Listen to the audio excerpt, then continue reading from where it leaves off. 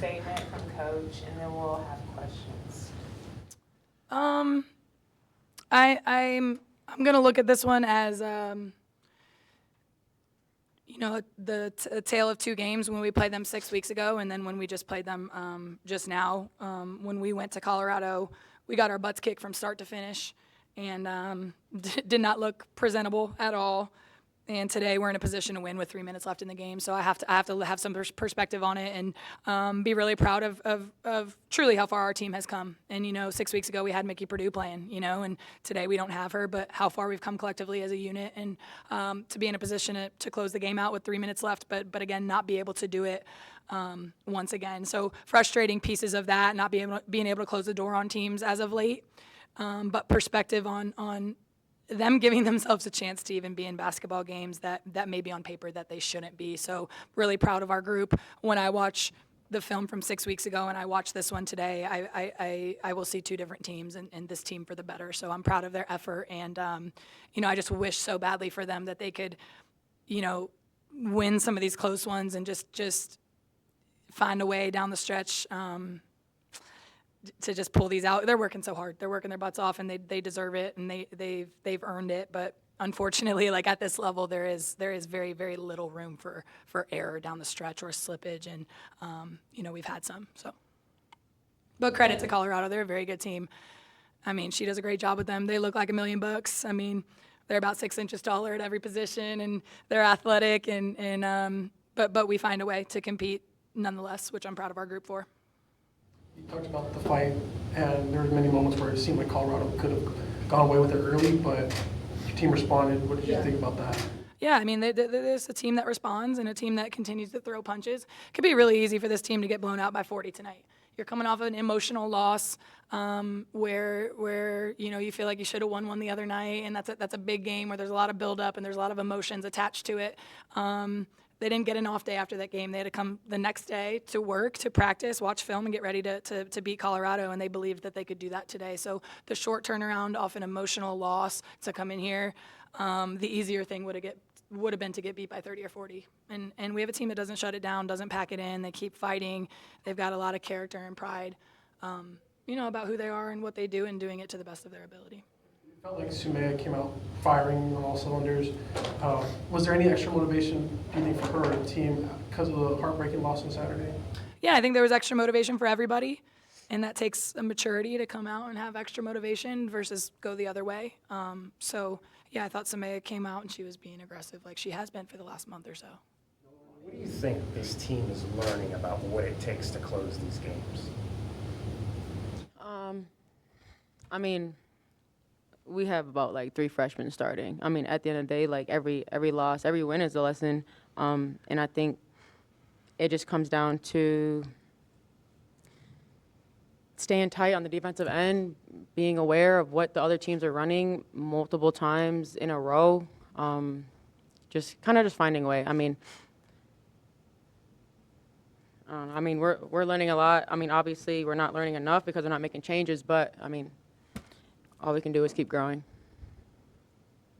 Noelani, what do you feel as a guard out there when things are starting to kind of crack a little bit in that fourth quarter, right? A couple turnovers in a row, they were getting easy points in the paint. What are you trying to galvanize from the team as a leader to kind of keep that focus on the court?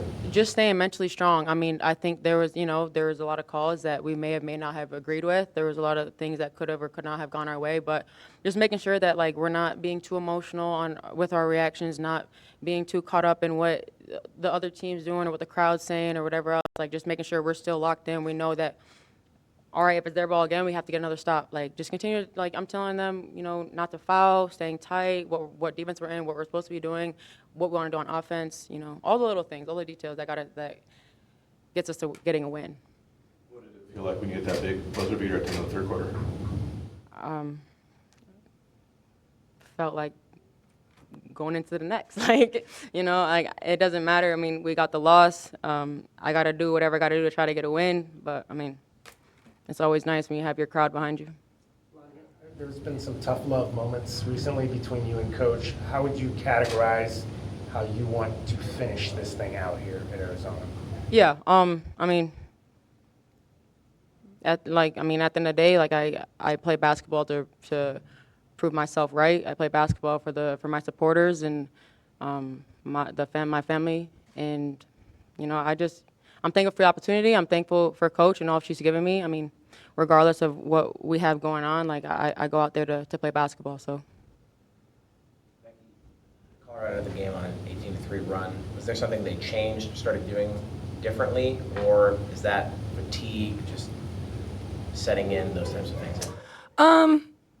Well, they pick the pressure up defensively. I mean, they're huge. They're long. They're athletic, and through most of the game, they were kind of saggy and kind of less aggressive defensively. In the last 3 minutes, they had to pick it up. They were down, right? And so we just didn't handle that well. But we haven't handled pressure well with length and athleticism all season, and it's hard for us because we are so small.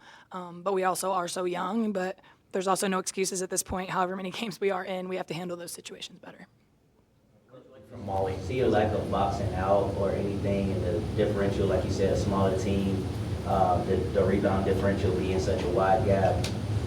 What was the thinking there of like maybe getting a little more size on the floor or what have you? Yeah, this year it's kind of it's a puzzle in a lot of different ways. If you get more size on the floor with us, you lose offense.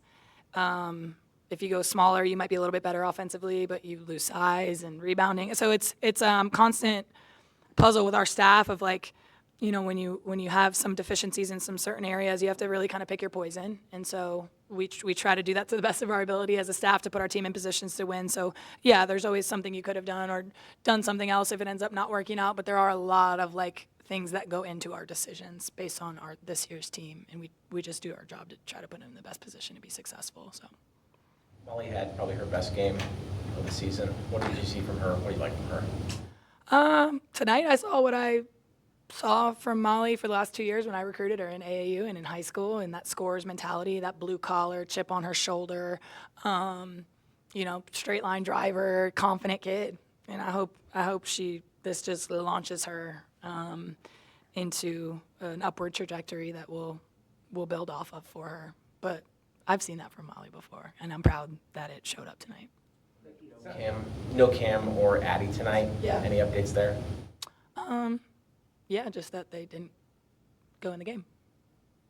A week ago, like you thought Michaela might be able to come back. What happened?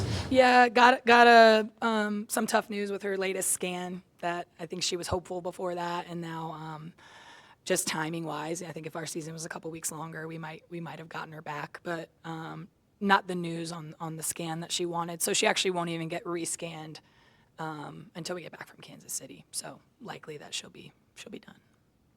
Did you like that fight that you saw kind of in the third quarter where somebody got that technical? What was the situation there? Like, what did you make out of that situation? No, I did not like that fight. That's not called fight. That's called undiscipline in a moment where you don't agree with a call.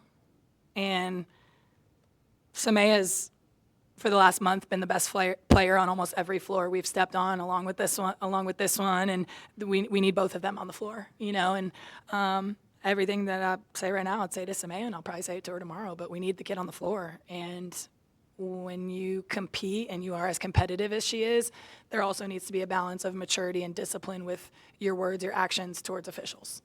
And, I've wrapped my arm around her and tried to teach her and pat her on the back and talk her through this stuff, but it's hurting our team, and it's not the first time it's happened this year. So it's a compliment to her in the fact that it is so impactful when she does stuff like that and can't be on the floor because she's that good.